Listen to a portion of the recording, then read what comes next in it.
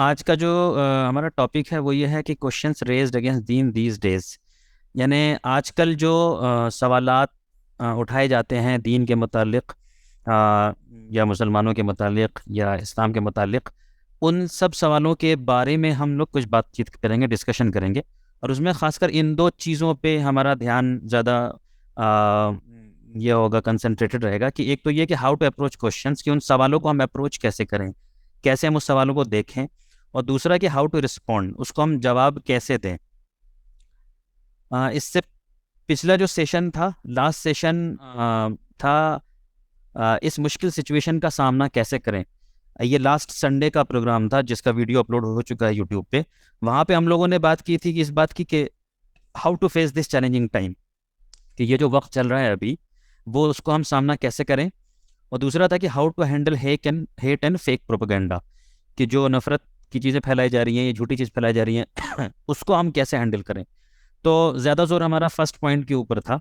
उसमें मैंने कुरान की बहुत सी आयतों के हवाले से बताया था आपको कि कैसे ये सब चीज़ जो है हमारे लिए, यानी जो मुसीबत या प्रॉब्लम वाली सिचुएशन आती है, तो हमें इसको एक्सेप्ट करना चाहिए, एक हकीकत मान के कि हमें ये हकीकत है, तो हम उसको एक्सेप्ट करें।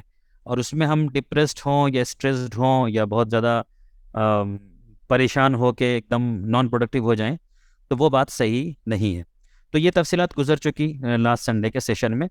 आप चाहें तो इसको यूट्यूब पे जाके देख सकते हैं। यूट्यूब पे खुर्शीद इमाम नाम से सर्च करेंगे और आपको इस टॉपिक पे वीडियो मिल जाएगा, इस मुश्किल सिचुएशन का सामना कैसे करें। तो कुरान की आयतों के हवाले से इसमें बहुत सारी चीज़ें बताई गई हैं। अभी जो हालात से हम लोग दो चार हो रहे हैं, उसमें हम जान रहे हैं कि एक मीडिया का एक ऑनस्लॉट, एक कह लीजिए एक तरह से एक हमला, एक तरफ से एक तूफान की तरह जो है कंटेंट या मवाद जो है वो मुस्लिम्स के ख़िलाफ़ या दीन के ख़िलाफ़ या इस्लाम के ख़िलाफ़ जो है काफ़ी फैल रहा है, काफ़ी फैल रहा है। और काफ़ी आप तक चीज़ें आती हैं जिसमें कि आप, जिससे कि फिर आप बहुत ज़्यादा परेशान हो जाते हैं। तो बाज़ लोग इतने ज़्यादा परेशान हो जाते हैं कि वो बिल्कुल एक तरह से डिप्रेशन में चले जाते हैं। तो मेरा मशवरा वैसे लोगों के लिए है कि अगर आप नहीं कर पा रहे हैं मैनेज इस तूफ़ान का, इस सोशल मीडिया का जो ऑनस्लॉट है उसका, तो बेहतर है कि आप सोशल मीडिया को छोड़ दीजिए, कम से कम कुछ ही दिन के लिए सही, कुछ महीनों के लिए सही। क्योंकि आपका ज़हनी तौर पे अच्छा रहना वो ज़्यादा अहम बात है ना। ये ज़्यादा इम्पोर्टेंट है कि आप ज़हनी तौर पे हेल्दी हों। ये ज़्यादा इम्पोर्टेंट है कि आप पीस में हो। ये ज़्यादा इम्पोर्टेंट है कि आप स्ट्रेस्ड ना हो। वरना होता यह है कि लगातार स्क्रॉल करते करते फेसबुक या दूसरे सोशल मीडिया प्लेटफॉर्म पे एक पर एक negative news, negative news, negative खबर देखते देखते जो है बहुत ज़्यादा परेशान हो जाते हैं। परेशान हो जाते हैं तो समझ में नहीं आता क्या करें। तो मेरा मशवरा है, ये मेरा एक मशवरा है कि फिर ऐसे लोग जो हैं, आप सोशल मीडिया को छोड़ दीजिए। ये ट्राई करके देखिए, 1 महीना छोड़ के, 2 महीना छोड़ के, 3 महीना छोड़ के, और लगे कि बेहतर है, ज़्यादा फायदा हो रहा है, इससे बेहतर है, तो फिर उसी के हिसाब से डिसीजन लीजिए। लेकिन मैं ये नहीं चाहूँगा कि आप लोग सोशल मीडिया पे टाइम दें और फिर उसमें परेशान हो और आप उसको हैंडल नहीं कर पा रहे हैं। तो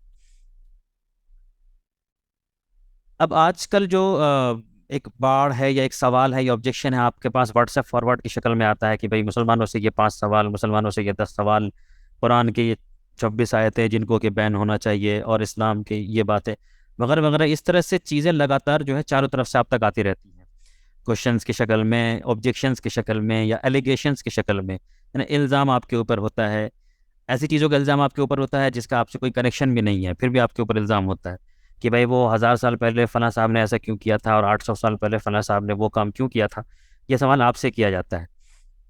तो इस तरह से सवालों की जो है एक लंबी फहरिस्त है जो आपके पास लगातार आती रहती है।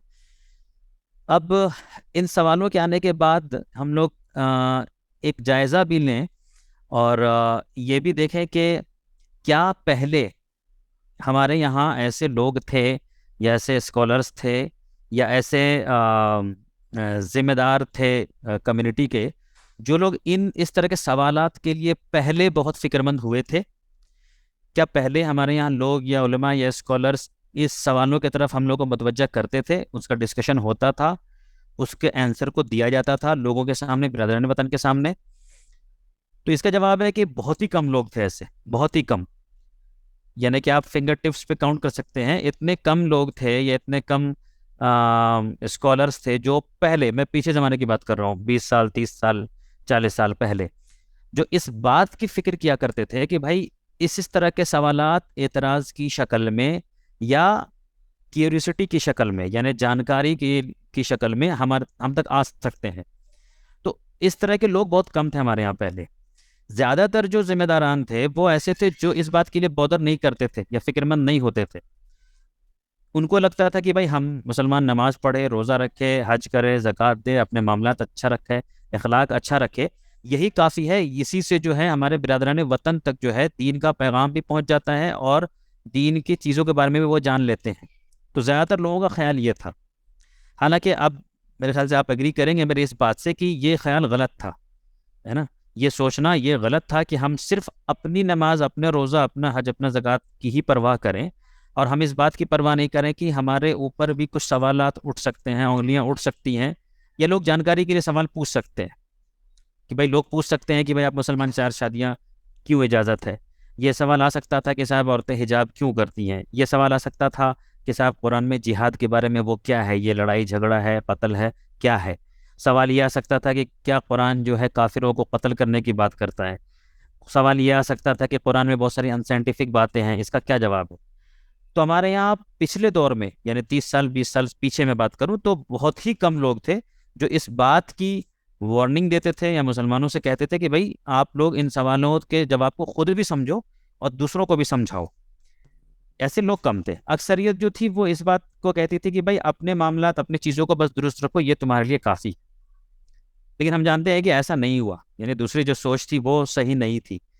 तो अब सवाल ये उठता है कि आज हम लोग क्या सिर्फ इसलिए लोगों को बतलाएं दीन के बारे में या गलतफहमियों को दूर करें क्योंकि अभी ये हालात की ज़रूरत है, या ऐसा तो नहीं कि दीन का भी हमसे ये तकाजा था, दीन का भी हमसे ये एक्सपेक्टेशन था, हमने इसको इग्नोर किया या हम इससे गाफिल थे। तो मेरा ख्याल है कि ये पहली बात तो ठीक सही है ही कि भाई वक्त का तकाजा भी है कि आप जवाब दीजिए, लेकिन ज़्यादा अहम बात यह है कि दीन का भी हमसे एक्सपेक्टेशन था और दीन का एक्सपेक्टेशन हमसे पिछले दौर में भी था। हमने पिछले दौर में नहीं किया, इस वजह से आज जो है ये चीज़ और बड़ी बुरी शक्ल लेके हमारे सामने आ गई है। अब इसके ताल्लुक से कुरान में बहुत सारी बातें हैं, बहुत सारी आयत हैं। मैं यहाँ पे आपके सामने सिर्फ एक आयत जो है आपके सामने रख रहा हूँ। बहुत सारी आयत है इस ताल्लुक से कुरान में जहाँ पे हमसे एक्सपेक्टेशन था कि हम लोगों के सामने चीज़ों को क्लेरिफाई करते।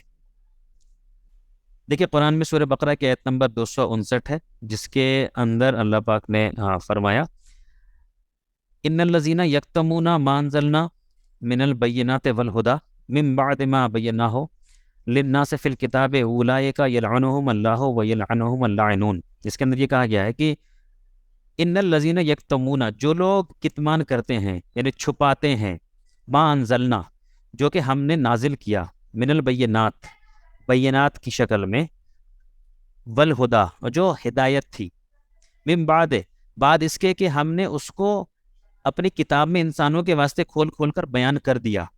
तो जो लोग भी हमारे नाजिल करदा आयतों को छुपाते हैं, जबकि वो आया था हिदायत के तौर पे, किसके लिए? सारे इंसानों के लिए। सारे इंसानों के लिए हिदायत के लिए हमने कुछ चीज़ भेजी थी। तो लोगों ने अगर उसको छुपाया, तो अल्लाह पाक कह रहे हैं कि अगर लोग ऐसे छुपाएंगे या एक कम्युनिटी, एक कौम ये काम करेगी अगर, तो फिर नतीजा क्या होगा? तो आगे कहा कि उलाइका यलअनुहुम, कि ऐसे लोगों के ऊपर फिर लानत होगी अल्लाह की, और लानत होगी दूसरे और लान करने वालों की। तो इन शॉर्ट कुरान ये कह रहा है कि अगर कोई कम्युनिटी, अगर तुम एज ए होल ये साबित कर दो कि तुम कितमान कर रहे हो, छुपा रहे हो अल्लाह के नाजिल करदा आयतों को, जो कि सिर्फ तुम्हारे लिए नहीं बल्कि पूरी इंसानियत के लिए आई थी, तो समझ लो उसका फिर आखिरी नतीजा ये निकलेगा कि तुम्हारे ऊपर अल्लाह की लान पड़ेगी, लानत आएगी। लानत पड़ेगी मतलब कि बरकत का उल्टा, ब्लेसिंग्स का उल्टा लान पड़ेगी।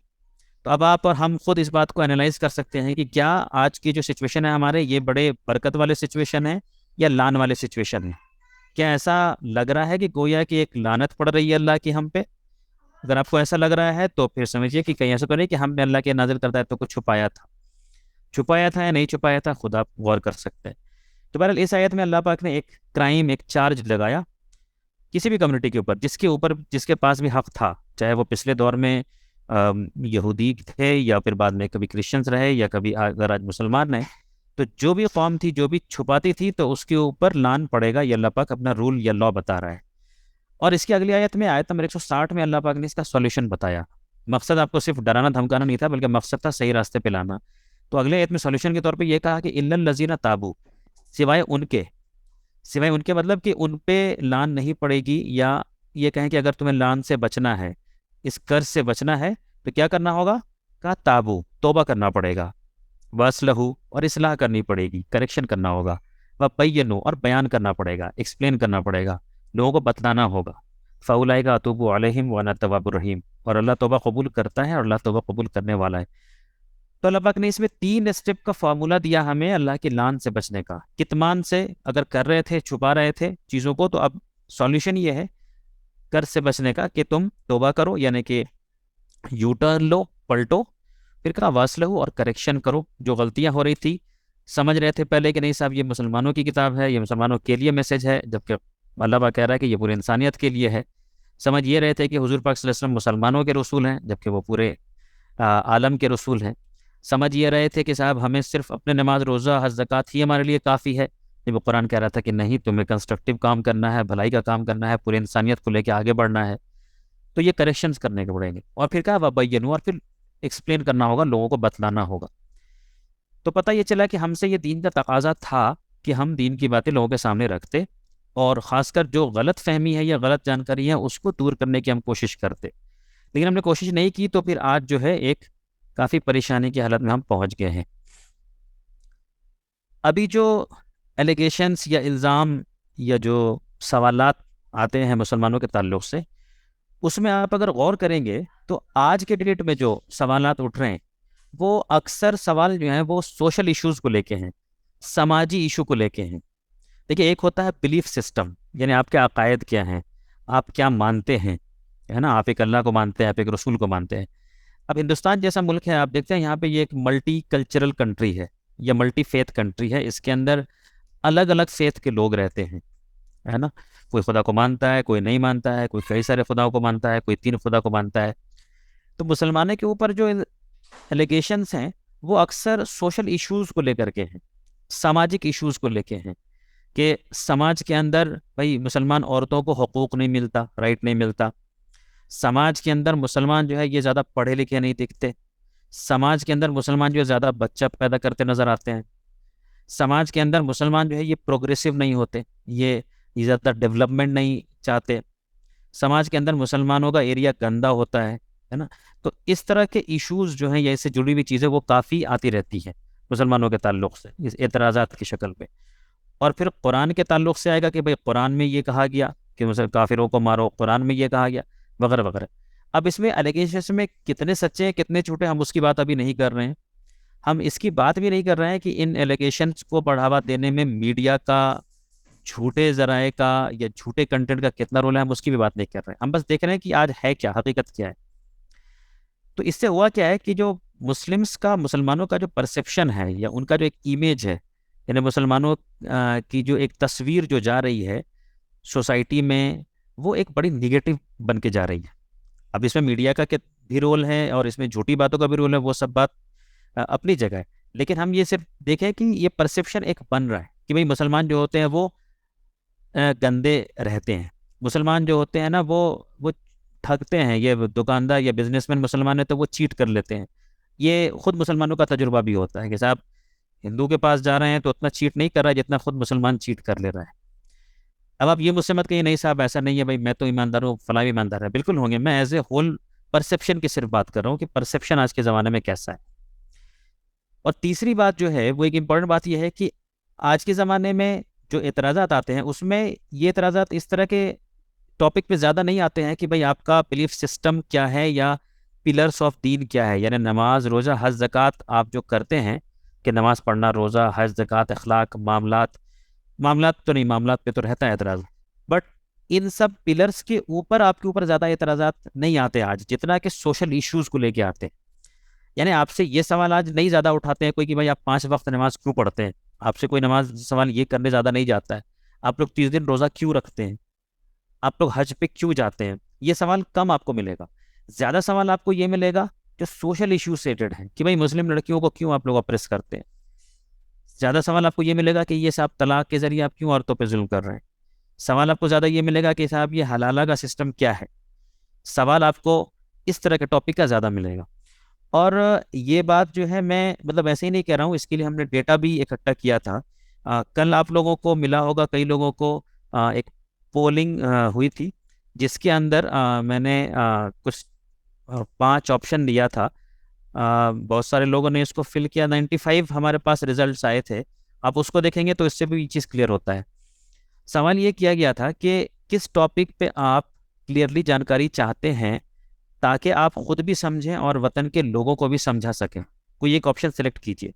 यानी ये पूछा गया था आपसे कि किस तरह के टॉपिक पे आप जानकारी ज़्यादा जानना चाहते हैं ताकि आप बिरादरान वतन को भी समझा सकें। तो इसमें ये पहला जो ऑप्शन था ना, ये अकायद के ताल्लुक से था। अल्लाह रसूल कुरान किताब उसके बारे में था कि इस्लाम के अकायद यानी अल्लाह रसूल अल्लाह की किताबें, आखिरत का दिन, जन्नत जहन्नम, काबा, कलिमा वगैरह वगैरह। तो इस पे 21% लोगों ने वोट किया कि हमें इसकी जानकारी चाहिए। 21% लोगों ने। सबसे ज़्यादा जो वोट आया था 25%, वो आया था इस बात के ऊपर, ऑप्शन डी, जिसमें ये कहा था कि मुसलमान हर जगह क्यों लड़ाई झगड़ा करते हैं, सुकून से नहीं रहते, तरक्की याफ्ता नहीं होते, कट्टरपंथी होते हैं, दहशतगर्दी करते हैं, मुल्क से मोहब्बत, वंदे मातरम, काफिर टॉपिक। तो आप देखें ये इस तरह के टॉपिक हैं जो समाजी हैं और जिससे मुसलमानों की छवि या उनका जो इमेज जो बना हुआ है ना, वो जहाँ पे गड़बड़ हो रहा है उसके ताल्लुक से ज़्यादा सवाल आए हैं। 25% लोगों ने कहा कि भाई ये ज़्यादा इंपॉर्टेंट हमारे लिए जानना। और ऑप्शन भी आप देखिए जो सिर्फ 12% आया, वो था कि इस्लाम के सुतून यानी नमाज, रोज़ा, हज, ज़कात, उसके बाद पाकी, मुसलमानों का कल्चर, गोश्त खाना वगैरह, इसको तफसील से कैसे समझें। तो इस पे 12% लोगों ने ही वोट किया। यानी कि आज बहुत सारे मुसलमान ये ज़्यादा ज़रूरत फील कर रहे हैं कि सब हमारा इमेज जो ख़राब हो रहा है उसके ताल्लुक से हम कैसे रिस्पॉन्ड करें, कैसे हम जवाब दें, इस पे ज़्यादा वो तवज्जो देना चाह रहे हैं। इस पे उनका कम तवज्जो है कि साहब इस्लाम नमाज, रोज़ा, हज, ज़कात की बात करता है। तो देखिए इसमें से गैर ज़रूरी कोई भी नहीं है, सारे ऑप्शन ज़रूरी हैं।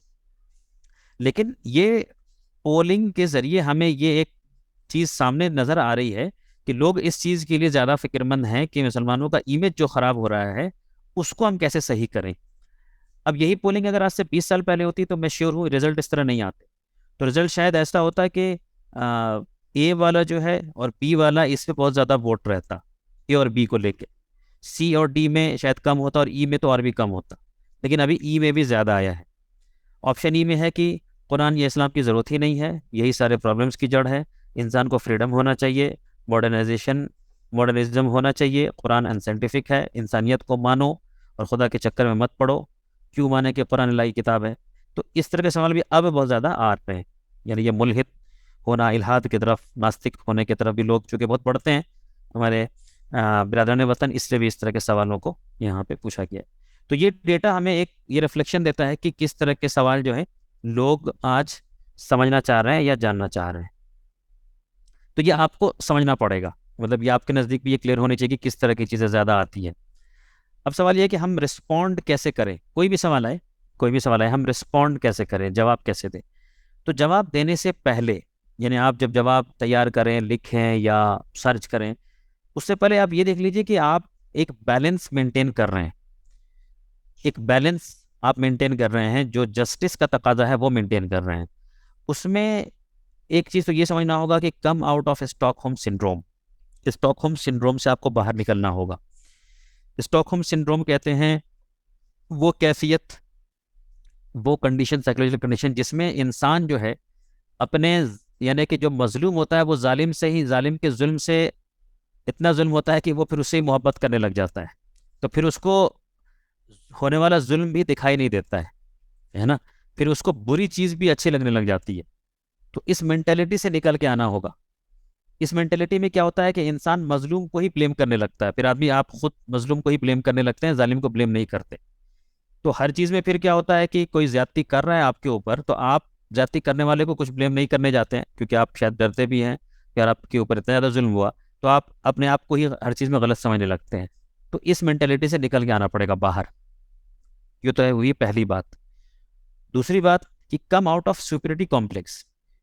और दूसरी बात यह है कि सुपीरियरिटी कॉम्प्लेक्स से भी निकल के आना पड़ेगा।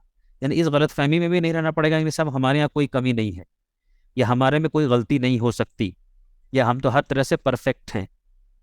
तो ये पहला और दूसरा जो एग्जाम्पल है, ये दोनों बातें एक्सट्रीम्स हैं। एक एक्सट्रीम वो जिसमें कि आप अपने आप को या अपनी कम्युनिटी को ही हर चीज़ में ब्लेम करना शुरू कर दें, और दूसरी बात वो जिसमें कि आप या अपनी कम्युनिटी को किसी भी मामले में ब्लेम ना करें। तो ये दोनों एक्सट्रीम्स हैं, इन दोनों एक्सट्रीम्स से हट करके हमें अदल या जस्टिस का मामला अख्तियार करना पड़ेगा। तो जो बैलेंस कुरान देता है हमें, बहुत सारी आयतों में है, दो आयतें बस आपके सामने यहाँ पे रखा हूँ। पहली आयत तो ये है जिसमें अल्लाह पाक ने कहा सूरह निसा की आयत नंबर 135 में, या अय्युहल्लज़ीना आमनू कूनू कव्वामीना बिलक़िस्त शुहदाअ लिल्लाह, कहा कि ए ईमान वालो, तुम गवाही दो जस्टिस के लिए, है ना, तुम गवाही दो जस्टिस के लिए, अल्लाह के नज़दीक गवाह बन के रहो, चाहे ये खुद तुम्हारे अपने खिलाफ हो, या तुम्हारे अपने वालिदैन के खिलाफ हो, या तुम्हारे अपने क़राबतदार, अपने करीब के लोगों के खिलाफ हो। यानी कि हर मामले में हमेशा जस्टिस की बात करो, जस्टिस पे अड़े रहो, चाहे अपने घर वालों के खिलाफ भी बात जा रही हो। तो ऐसा नहीं है कि हमारे घर वालों के खिलाफ बात जा रही है इसलिए हम उनका ही सपोर्ट करेंगे, चाहे वो जस्टिस से हट के हो। हमारे अपने रिश्तेदारों के खिलाफ भी बात जा रही है, फिर भी हम उनका ही सपोर्ट करेंगे क्योंकि हम जस्टिस से हट रहे हैं। तो अल्लाह पाक इससे मना करता है। तो इसका मतलब अपने रिश्तेदार, अपने घर वाले, अपनी कम्युनिटी, किसी के तरफ भी हम ऐसा नहीं टिल्ट करें या झुकें जिससे कि हम जस्टिस से हट जाएं।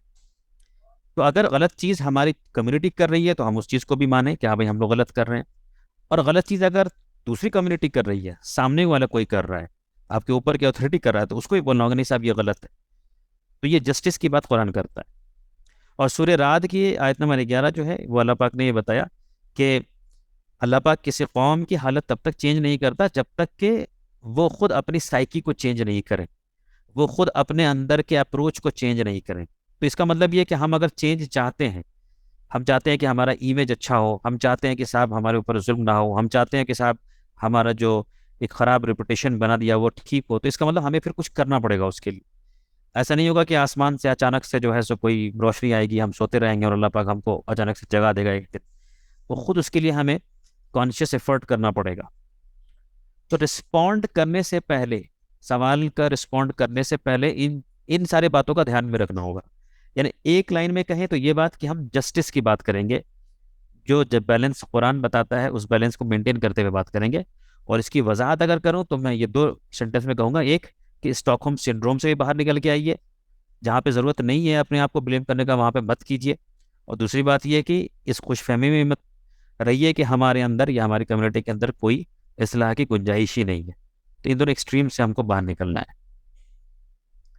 अब जवाब देने में, जब भी जवाब दें, जैसे जवाब सवाल पूछा गया इस्लाम के ताल्लुक से कि साहब मुसलमान ऐसा क्यों करते हैं, या इस्लाम में ऐसी बात क्यों बताई गई है, या इस्लाम इसके बारे में क्या कहता है, इस्लाम जिहाद के बारे में क्या कहता है, इस्लाम औरतों के हकूक़ के बारे में क्या कहता है, इस्लाम जो है आखिरत जन्नत जहन्नम के बारे में, जो भी सवाल अगर होता है तो उसका जवाब देने में आप इन चीज़ों को एज ए गाइडिंग प्रिंसिपल रख सकते हैं, है ना। एज ए गाइडिंग प्रिंसिपल आप इन चीज़ों को रख सकते हैं। एक तो ये कि आप पहले तो बताइए कि साहब कुरान कहता है क्या उस टॉपिक पे।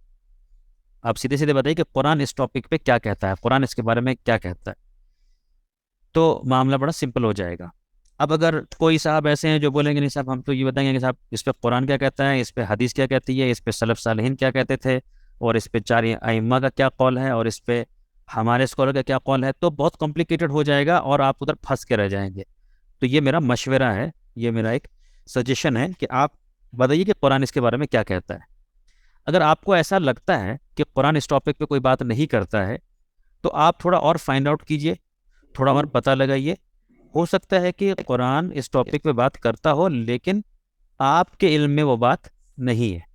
यानी ये भी मुमकिन है कि आपको लग सकता है कि साहब कुरान इस टॉपिक में कोई बात ही नहीं कहता है, लेकिन एक्चुअली हो सकता है कि उसने कहा हो कुरान ने। तो आप उसको थोड़ा सा फाइंड आउट कर लीजिए और देखिए कि इस ताल्लुक से हिदायत क्या है कुरान का, गाइडेंस क्या है कुरान का।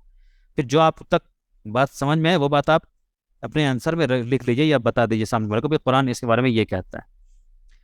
दूसरी बात कि अगर ऐसा हो कि आपको पता करने पे भी नहीं मिला बिल्कुल कि कुरान इस टॉपिक पे क्या कहता है, आपने कोशिश कर ली नहीं मिला, तो फिर आप देखिए कि मैं ये नहीं कहूँगा कि आप हदीस पेश कर दीजिए, बल्कि मैं उसको ऐसे कहूँगा कि आप रसूलुल्लाह सल्लल्लाहु अलैहि वसल्लम के ज़िंदगी से हिदायत क्या मिलती है उस टॉपिक पे वो पेश कीजिए। इन दोनों सेंटेंस में फ़र्क है। डायरेक्टली कोई एक हदीस आप कोट कर दें, किसी के सामने पेश कर दें, उससे ज़्यादा बेहतर होगा कि थोड़ा टाइम और स्पेंड करें और ये देखें कि ओवरऑल आपको हिदायत उस टॉपिक पे रसूलुल्लाह सल्लल्लाहु अलैहि वसल्लम की ज़िंदगी से क्या मिलती है, वो आप बता दीजिए सामने वाले को। कि देखो हमारे नबी की ज़िंदगी से जो हमें हिदायत मिलती है वो इस टॉपिक पे ये है। तीसरा एलिमेंट जो आपके आंसर में होना चाहिए वो ये कि बात आप लॉजिकल भी वे में लॉजिकली भी पेश कीजिए। क्यों? क्योंकि बहुत सारे लोगों का मिजाज ऐसा होता है कि वो इस बात के लिए कंसर्न नहीं होते हैं कि साहब धार्मिक किताबें क्या सिखाती हैं या किसी धर्म गुरु ने क्या बताया, बल्कि उनको ये लगता है कि नहीं साहब मेरे अकल को अपील करना चाहिए या मुझे फिट होना चाहिए अकल के ऊपर। तो फिर आप उसको लॉजिकली भी बता सकते हैं, अकली दलाइल दे के बता सकते हैं। आप लॉजिकली उनको आखिरत के बारे में बता सकते हैं, लॉजिकली उनको एक गॉड के बारे में बता सकते हैं, है ना। लॉजिकली आप बहुत सारी चीज़ उनको समझा सकते हैं। नॉनवेज खाना है या नहीं खाना है, जायज़ है या नहीं, जैसे लॉजिकली आप समझा सकते हैं। तो अपने आंसर में एक लॉजिकल एलिमेंट भी रखिए, ठीक है। उसके बाद चौथी चीज़ जो है वो ये कि साइंटिफिकली उस टॉपिक पे क्या रिसर्च कहता है, अगर वो मौजूद है तो उसको भी पेश कर सकते हैं आप। अगर साइंटिफिक कम्युनिटी भी इस ताल्लुक से कोई बात कहती है तो आप उसको भी पेश कर सकते हैं। और ख़ास करके अगर डेटा बैक्ड हो आपकी बात, यानी बहुत सारे सवाल ऐसे होते हैं जिनके जवाब में कोई डेटा चाहिए होता है, तो वो भी आपकी बात इफेक्टिव हो जाती है और उससे परसेप्शन बहुत चेंज हो जाता है। मैं एक छोटे से मिसाल दूं, एक जनरल परसेप्शन बना हुआ है लोगों का हमारे मुल्क में कि मुसलमान गोश्त खाते हैं, यानी एक बात ऐसी कही जाती है कि मुसलमान गोश्त खाते हैं, जबकि हकीकत यह है कि हिंदू कम्युनिटी के ज़्यादातर जो लोग हैं, ज़्यादा परसेंटेज जो लोग हैं वो भी गोश्त खाते हैं। आप इसका जो है वो चेक कर सकते हैं डेटा। इवन हिंदुओं के अंदर जो ज़्यादातर लोग हैं वो गोश्त खाते हैं, लेकिन परसेप्शन क्या बना हुआ है कि मुसलमान गोश्त खाते हैं। भाई होना ये चाहिए कि साहब मुसलमान भी गोश्त खाते हैं, ऐसा नहीं है कि मुसलमान ही गोश्त खाते हैं।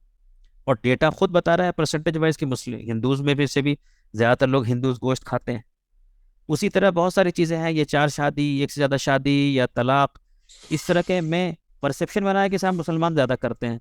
हालांकि आप डेटा देखेंगे तो कई मामले में उल्टा मिलेगा, जहाँ पे कि हिंदू ही ज़्यादा हैं या फिर डिफरेंस बहुत ही कम होगा। तो ये सब डेटा आप अगर इकट्ठा करेंगे तो फिर आपकी बात जो है उसमें वजन बढ़ जाता है। तो आजकल जो खास करके सवाल हो रहे हैं उसमें डेटा की बहुत अहमियत है कि साहब वो पार्टीशन के टाइम में पाकिस्तान का पॉपुलेशन में इतना था, उसमें हिंदूज इतने थे, आज इतने कम हो गए, उतने ज़्यादा हो गए। अब इसमें बीच में जो गड़बड़ चीज़ें हैं वो आपको मालूम होनी चाहिए कि साहब गड़बड़ क्या है। यानी साहब उस टाइम में कोई जनगणना हुआ ही नहीं था कि 47 में मालूम चले अब कितने परसेंटेज मुस्लिम थे, कितने परसेंटेज हिंदू थे, वगैरह वगैरह। तो आपके सवाल के जवाब में डेटा स्टैटिस्टिक्स अगर आप कोट करेंगे तो आपकी बात जो है वजनी होगी और ख़ासकर उन लोगों को अपील करेगी जो इस बात के लिए ज़्यादा कंसर्न नहीं है कि साहब कुरान क्या सिखाता है या नबी क्या सिखाते हैं। जैसे कि जो कम्युनिस्ट लोग होते हैं, जो एथीस्ट लोग होते हैं, उनको इस बात से कोई मतलब नहीं है कि साहब कुरान क्या कहता है, रसूल क्या कहता है। वो कहेंगे साहब लॉजिकल बात है, साइंटिफिक बात है, डेटा बैक्ड है, तो ठीक है हम उसको मानेंगे वरना नहीं मानेंगे। और पांचवा एलिमेंट जो है कि अगर ऐसे लोग हैं सवाल पूछने वाले जो अपने धर्म से जुड़े हुए हैं, है ना, मान लीजिए कोई अब हिंदू है, कोई क्रिश्चियन है, कोई बौद्धिस्ट है, कोई जैनी है, वो सवाल करता है कोई ऐसा, तो उसके जवाब में आप उनके जवाब में आपका ये एलिमेंट भी होना चाहिए कि अगर उससे मिलती जुलती कोई चीज़ उनके अपने यहाँ या तो किताब में मौजूद है या अमल में मौजूद है, तो आप उनको उस तरफ भी मुतवज्जा कर सकते हैं कि साहब हम जो कर रहे हैं ये चीज़ या हम जो ये मान रहे हैं आपको बहुत अजीब व गरीब लग रहा है, तो आप ये भी देखिए कि यही चीज़ आपके यहाँ भी बताई गई है, या तो किताब में बताई गई है या अमली तौर पे आप करते हैं। भाई मिसाल के तौर पे मान लीजिए कि आपसे ये सवाल किया गया कि भाई एक खुदा को ही क्यों मानते हो, क्यों एक गॉड को मानते हो, वो भी निराकार। तो आप बता सकते हैं कि भाई ये निराकार खुदा को मानने की बात तो हिंदू धर्म ग्रंथ में भी कही गई है, वेदों के अंदर भी बताया गया है, उपनिषद के अंदर भी इसका निषेध है, तो ये तो आपके यहाँ भी मिलती है। और ख़ुद आपके धर्म में कुछ लोग ऐसे हैं जो आर्य समाजी कहलाते हैं, वो भी निराकार ईश्वर की उपासना करते हैं, वो भी मूर्ति पूजा के मुखालिफ हैं, विरुद्ध हैं। तो आप अगर हमें अगर गलत समझ रहे हैं तो इन चीज़ों पे भी आप ध्यान दीजिए कि भाई इसके बारे में क्या कहना है। ये चीज़ अक्सर लोग जो है मिस कर जाते हैं आंसर देने में, रिस्पॉन्स करने में। पांचवा पॉइंट जो है, ये चीज़ अक्सर लोग मिस कर जाते हैं। तो इससे क्या होता है कि जो सवाल पूछने वाला है ना, वो अपना गिरेबान फिर नहीं देख पाता है, वो अपना गिरेबान नहीं देख पाता है ना। आपके ऊपर सवाल हुआ, कोई भी सवाल हुआ, तो उसमें उस सवाल के जवाब में आप ये भी देखिए कि हिंदू धर्म में क्या इसके बारे में बताया गया है, क्रिश्चियनिटी में इसके बारे में क्या बताया गया है। अब शराब के बारे में कोई सवाल करेगा साहब शराब क्यों मना है, तो आप बता सकते हैं कि साहब हिंदू धर्म ग्रंथ भी मना करते हैं। क्रिश्चियंस को आप बता सकते हैं कि साहब बाइबल भी मना करता है ना। आप साइंटिफिक डेटा भी दे सकते हैं इसके ताल्लुक से, यानी पॉइंट नंबर 4 जो है। कुल मिला के ये 5 चीज़ें हैं जो गाइडिंग प्रिंसिपल के तौर पे काम करेंगी अगर आप एक इफेक्टिव जवाब देना चाहते हैं सामने वाले को। तो बाद लोग ऐसे होते हैं, वो कहते हैं कि नहीं साहब हम तो इतना ही बताएंगे बस कि कुरान क्या कहता है, हमको इससे मतलब नहीं है कि बाकी चीज़ें क्या कहती हैं। ठीक है, आपकी मर्जी, आप कह सकते हैं, लेकिन आप सोचिए कि किस केस में आपका जवाब ज़्यादा इफेक्टिव होगा, किस केस में आपका जवाब ऐसा होगा कि सामने वाला भी फिर सोचने पे, गौर फिक्र करने पे मजबूर होगा, है ना, कि वो भी सोचे कि ये जो बात बताई गई है ये क्या है। अब मिसाल के तौर पे किसी ने आपके ऊपर इल्ज़ाम लगाया कि साहब नॉन वेज खाते हैं मुसलमान, तो आपको समझाना पड़ेगा पहले व्हाट कुरान टीचेस। तो आप बताएंगे भाई कि कुरान ने हमें इजाज़त दी है तैयब और हलाल खाना खाने की, तो जो भी तैयब हैं या हलाल हैं वो खा सकते हैं, जिन जिनको नहीं खा सकते हैं उसके लिस्ट बता दिया कुरान ने, है ना।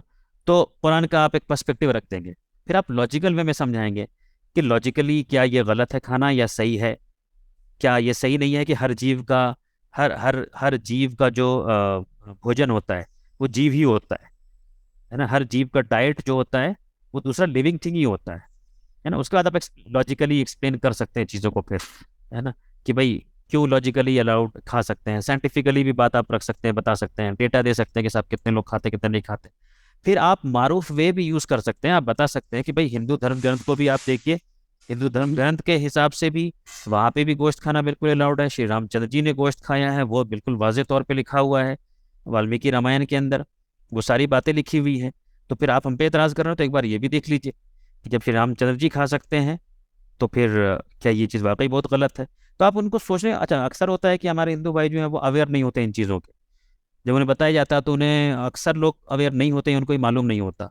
अब उनको ये नहीं मालूम कि सीता जी की शादी के टाइम में उम्र जो है 6 साल बताई गई है एज पर वाल्मीकि रामायण, या उनको ये मालूम नहीं होता है कि श्री रामचंद्र जी भी जो है गोश्त खाना उनके ताल्लुक से है, या उन्हें ये भी और बहुत सारी चीज़ नहीं मालूम होता कि साहब वेदों में जो है वो एक ईश्वर की उपासना की बात कही गई है, निराकार ईश्वर की बात की गई है ना, और बहुत सारी, बहुत इस तरह की चीज़ें।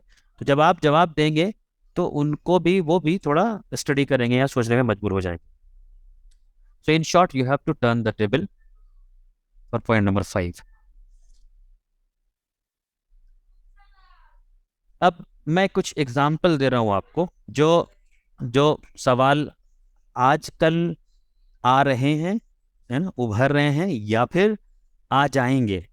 अगर नहीं आए हैं तो आ जाएंगे, इनफैक्ट आ चुके हैं, लेकिन आपको ध्यान नहीं होगा शायद इस ताल्लुक से कि भाई इस तरह के सवाल भी जो हैं वो आ सकते हैं। मुझे नहीं मालूम आप में से कितने लोग अवेयर हैं इस चीज़ से। एक एतराज़ ये आ रहा है या आया कि भाई कि आप जब अजान देते हैं और कहते हैं कि अल्लाह अकबर ला इलाहा इल्लल्लाह, तो आप ये कह रहे हैं कि सिर्फ अल्लाह के अलावा कोई जो है इबादत के लायक नहीं है। तो भाई आप भारत जैसे देश में हैं जहाँ पे कई धर्म के मानने वाले लोग हैं, उस पर आप ये ऐलान कर रहे हैं कि सिर्फ अल्लाह ही है एक जो उपास्य है, एक अल्लाह ही है जिसकी पूजा हो सकती है। तो भाई व्हाट अबाउट आवर गॉड्स, तो हमारे खुदाओं के बारे में क्या फिर आप कहना चाह रहे हैं? तो क्या आप, मतलब कि आपके ऊपर ये एक इल्ज़ाम लगता है कि साहब अजान में जो आप ये लफ्ज़ों को कह रहे हैं, रिसाइट कर रहे हैं, तो ये आप बड़ी ख़राब बात कह रहे हैं, इससे हमारी भावनाएं आहत हो रही हैं, आहत हो रही हैं। इससे जो है आप ये कह रहे हैं कि सिर्फ अल्लाह की इबादत होगी। तो अब आपको ये चीज़ समझना होगा कि इनको कैसे समझाएंगे। तो आपको इन्हें समझाना पड़ेगा, पहले तो समझाना पड़ेगा कि भाई अल्लाह है कौन, किसकी बात हम अल्लाह कह रहे हैं। क्योंकि पहला परसेप्शन तो ये बना हुआ है लोगों के नज़दीक, जो हमारे खासकर ज़्यादातर हिंदुस्तान के भाई हैं, ब्रदर वतन, उनके नज़दीक ये बना हुआ है कि अल्लाह जो है को मुसलमानों का कोई खुदा है, क्योंकि वो अपने यहाँ मानते हैं कि साहब ये हमारे खुदा हैं, ये जो हिंदू देवी देवता हैं ये हमारे अपने खुदा हैं, तो इसका मतलब मुसलमानों का भी अपना एक खुदा अल्लाह है। तो सबसे पहले आपको समझाना पड़ेगा कि भाई अल्लाह जब हम कह रहे हैं इससे मुराद क्या है, कि अल्लाह वो जो किसी रीजन में यानी इलाके में कैद नहीं, तो वो कोई अरब का खुदा नहीं है, वो कोई एशिया का खुदा नहीं है, वो कोई हिंदुस्तान का खुदा नहीं है, वो कोई अर्थ का खुदा नहीं है, सिर्फ वो सिर्फ इस गैलेक्सी का खुदा नहीं है, बल्कि इस पूरे क्रिएशन का जो मालिक है उसको हम अल्लाह कह रहे हैं। फिर आप बताएंगे अल्लाह वो जो किसी ज़बान में कैद नहीं है। अक्सर लोगों का परसेप्शन ये है कि अल्लाह मतलब अरबी का कोई खुदा, तो आपको समझाना है कि नहीं, अल्लाह कोई ज़बान का खुदा नहीं है कि वो अरबी ज़बान का खुदा है या इंग्लिश ज़बान का खुदा है, बल्कि वो किसी भी नाम से ऊपर है, किसी भी लैंग्वेज से ऊपर है। अल्लाह वो जो किसी कल्चर में कैद नहीं है, वो कोई अरबियन कल्चर का खुदा नहीं है। तो अल्लाह जो है वो किसी कल्चर में कैद नहीं, किसी इलाके में कैद नहीं, किसी ज़बान में कैद नहीं, किसी टाइम में कैद नहीं, किसी स्पेस में कैद नहीं। और उसको हम अलग अलग ज़बानों में अलग अलग नामों से पुकार सकते हैं, एज लॉन्ग एज हम उसी को रेफर कर रहे हैं। तो आपको ये बात भी उन्हें समझानी पड़ेगी भाई, जब हम अल्लाह कहते हैं उससे मतलब क्या होता है। क्योंकि बहुत सारे लोगों को ये लगता है कि अल्लाह मतलब इन मुसलमानों का कोई एक सेपरेट खुदा, एक अलग खुदा, जैसे कि हमारा कुछ खुदा है, जैसे कि क्रिश्चियंस के खुदा जीसस हैं, उसी तरह मुसलमानों का खुदा। तो ये आपको एक्सप्लेन करना पड़ेगा कि जब हम अल्लाह की बात कर रहे हैं तो उसको अल्लाह भी कह सकते हैं, ईश्वर भी कह सकते हैं, गॉड भी कह सकते हैं, एज लॉन्ग एज उसी को हम रेफर कर रहे हैं। उसकी सिफात जो है कि वो सबको बनाने वाला है, सबको हयात देने वाला है ना, वो शुरू से है, वो सबसे ज़्यादा रहमदिल है, उसको आप किसी भी नाम से रेफर करते हैं तो वो चलेगा, लेकिन उसी को रेफर कर रहा हूँ। तो आपको पहले अल्लाह समझाना पड़ेगा अल्लाह है क्या। फिर दूसरी बात ये भी समझानी पड़ेगी कि ये बात तो कुरान कह रहा है और हम इस बात को मानते हैं, और एक खुदा की इबादत की बात बाइबल में भी आती है, एक खुदा की इबादत की बात हिंदू धर्म में भी बताया गया है, वेदों में भी बताया गया है। लेकिन इसके बावजूद भी बहुत सारे लोग ऐसे हैं जो सिर्फ एक खुदा में यकीन नहीं रखते हैं आज भी। जैसे हमारे क्रिश्चियन भाई हैं, वो उनमें से जो ज़्यादातर लोग हैं वो 3 खुदाओं को मानते हैं, father son and holy ghost, वो 3 खुदाओं को मानते हैं। जो हमारे भारतवर्ष में रहने वाले बुद्धिज्म के लोग हैं या जैनी जो लोग हैं, वो लोग खुदाओं को नहीं मानते, वो इस तरह से एक ऑलमाइटी गॉड को नहीं मानते। और खुद हिंदू धर्म के अंदर में कई सारे लोग हैं जो खुदा को नहीं मानते। जैसे इसमें सबसे मशहूर है Charvaka school of thought. Hindu धर्म में जो चारवाक स्कूल ऑफ थॉट है वो खुदा के निगेशन पे ही बेस्ड है, यानी उनके यहाँ खुदा का कोई तस्वुर ही नहीं है, बट फिर भी वो हिंदू माने जाते हैं। उसी तरह जो हिंदू धर्म में जो दर्शन की किताब है, 6 दर्शन की किताब है, उस 6 दर्शन यानी फिलोसफी की किताब में से जो 3 है, सांख्य दर्शन, योग दर्शन और मीमांसा दर्शन, ये दर्शन की किताब तीनों के तीनों जो है किसी भी खुदा के कंसेप्ट को रिजेक्ट करती है। ये भी खुदा के कंसेप्ट पे बेस्ड नहीं है, नहीं मानती है खुदा के कंसेप्ट को कि कोई एक क्रिएटर है या कोई खुदा है जिसकी कुछ सिफात है, नहीं, उसको नहीं मानता है। तो जब हम खुद देख रहे हैं किसी भारतवर्ष के अंदर अलग अलग विचारों के लोग हैं, इस देश में वो लोग भी हैं जो एक खुदा को मानते हैं, इस देश में वो क्रिश्चियंस भी हैं जो 3 खुदाओं को मानते हैं, इस देश में बुद्धिस्ट और जैनी भी हैं जो खुदाओं को नहीं मानते, इस देश में हिंदू धर्म में बहुत सारे खुद लोग हैं जो एक खुदा को नहीं मानते। तो फिर हम एक एक्सेप्शन नहीं है, हम एक अपवाद नहीं है। हम अगर कह रहे हैं कि सिर्फ एक खुदा की इबादत होनी चाहिए तो इसमें हम एक्सेप्शन नहीं हो गए। क्यों? क्योंकि हमसे मुख्तलिफ मानने वाले लोग हैं, और वो उनके बिलीफ पे हम तो नहीं एतराज़ करने जाते हैं कि भाई, हम बुद्धिस्ट से तो नहीं कहना जाते कि भाई तुम क्यों नहीं मानते हो खुदाओं को, मेरी भावना आहत हो रही है। हम चारवाक स्कूल वालों को या इन दर्शन को मानने वाले लोगों को तो नहीं कहने जाते भाई कि तुम क्यों खुदा को रिजेक्ट करते हो, जिस खुदा को मैं एक्सेप्ट करता हूँ तुम उसको रिजेक्ट क्यों करते हो, है ना। हम उसको नहीं कहने जाते। उनके लिटरेचर हो या उनकी जो भी एक्टिविटीज़ हो उसमें हम कभी मुसलमान एतराज़ नहीं करने जाते। तो फिर हमारे ऊपर भी ये एतराज़ नहीं होना चाहिए, क्योंकि ये हमारा बिलीफ है, हमारा मानना है कि इस पूरे यूनिवर्स का, संसार का बनाने वाला एक क्रिएटर है, और उसी क्रिएटर को हम अलग अलग जबानों में अलग अलग नामों से पुकार सकते हैं। तो ये जो सवाल, ये मैंने एक्सप्लेन सिर्फ आपको इसलिए किया ताकि, क्योंकि ये टॉपिक हो सकता है आपके नज़दीक नहीं आया हो, या हो सकता है कल को आ जाएगा, कोई आपसे सवाल करेगा कि भाई why only Allah should be worship. तो आपको बताना है कि it is not about that only Allah should be worship, it is that only almighty God should be worship, it is only Ishwar should be worship, it is only one creator should be worship. हम उसकी बात कर रहे हैं, तो ये आपको explain करना पड़ेगा ज़रा। उसी तरह कुछ टॉपिक्स ऐसे होते हैं जो सीजनल होते हैं, जो किसी टाइम पे ही आते ही हॉट हो जाते हैं बिल्कुल, और उसमें से जो है ये टॉपिक है ईद उल अजहा। अब चूंकि बिल्कुल करीब ईद उल अजहा, एक हफ्ता बचा हुआ है, तो हो सकता है कि आप तक फिर ये सवाल आएगा कि साहब गोश्त क्यों खाते हैं मुसलमान, ये बकरीद के मौके पे क्यों ज़बीहा होता है ना। तो अब उन सवालों का जवाब, या तो आप सवाल आ जाए उसके बाद परेशान होइए, अपना टाइम दीजिए, या फिर आप पहले से तैयारी कर लीजिए और आप खुद ही एंटिसिपेट कर लीजिए कि भाई इस तरह के सवाल आएंगे मेरे पास, क्या मेरे पास जवाब मौजूद है। तो जितने भी सवाल या एतराज़ात यूजुअली हैं, इनमें से मैं समझता हूँ तकरीबन ऑलमोस्ट सभी का जवाब जो है ऑलरेडी मौजूद है। यानी मौजूद है मतलब हमारे अपने डोमेन में मौजूद है, हमारे अपने या तो राइटिंग में मौजूद है, या हमारे अपने इमेजेस के ज़रिए मौजूद है, या वीडियोज़ के ज़रिए मौजूद है, या लेक्चर्स के ज़रिए मौजूद है। तो ऑलरेडी जवाब सारे तकरीबन मैं समझता हूँ हमारे पास ऑलरेडी मौजूद है। अब आपका सिर्फ इतना ही काम है कि आप इतनी जहमत कर लीजिए कि उन जवाबों को देख लीजिए या पढ़ लीजिए, आपको सिर्फ इतनी जहमत करना है। मतलब ये तो बड़ा मुश्किल काम है कि कोई आपको वो जवाब आके ज़बरदस्ती पढ़वा दे, ये बड़ा मुश्किल काम है। कोई ज़बरदस्ती आके यूट्यूब में वीडियो दिखा दे, ये बहुत मुश्किल काम है। आपको सिर्फ इतना ही काम करना है कि आप उन जवाबों को पढ़ लीजिए, देख लीजिए, समझ लीजिए, और ऐसा समझ लीजिए ताकि आप दूसरों को समझा सके। कि ये बात तो आपको मालूम है ना, जो इंसान खुद समझ करके कोई बात मानता है वो बहुत सारे लोगों को समझा भी सकता है, हजारों लोगों को समझा भी सकता है। लेकिन जो बिना समझे मानता है वो किसी दूसरे को समझा नहीं सकता।